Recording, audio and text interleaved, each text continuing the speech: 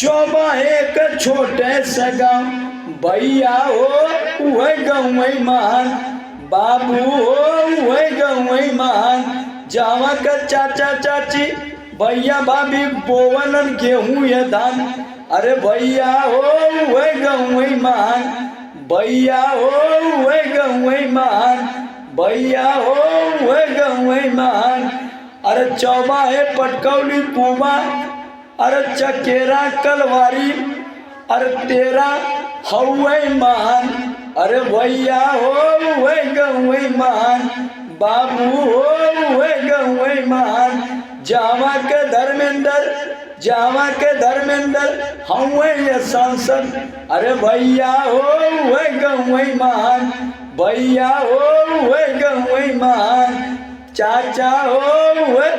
गाँव महान अरे बाबू हो वह गाँव महान अरे बाबू हो वह गाँव महान अरे भैया हो हमार देशवई महान